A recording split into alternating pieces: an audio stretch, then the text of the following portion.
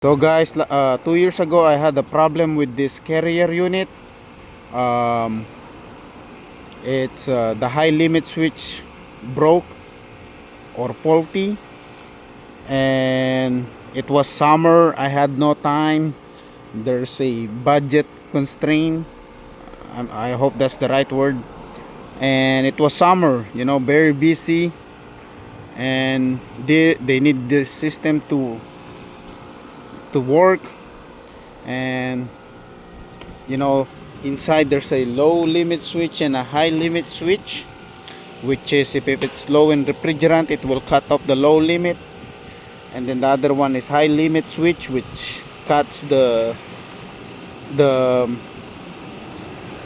power if it's a doing high heads. So there's a couple of reasons why they do that, but my point is the sensor failed, and I had to improvise or fix it right away. And what I did is I checked the model number, called the manufacturer, the rating of this, the high limit, you can see it here too, the high limit switch, the pressure and all those stuff. But I suggest calling the carrier to get the proper rating of the or proper specs of the unit. I called them and I bought this. So instead of replacing the sensor inside,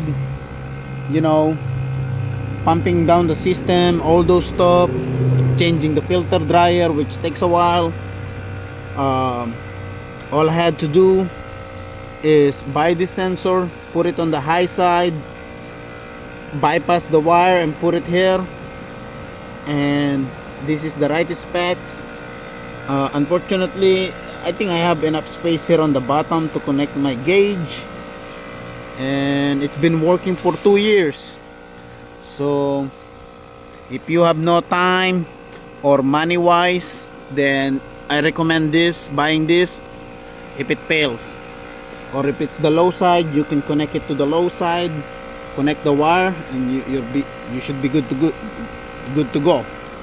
So like I said, it's been working for 2 years and no problem. So I hope this video will help somebody, and thank you guys for watching. And Carrier has been helpful. I really like their customer service, good company.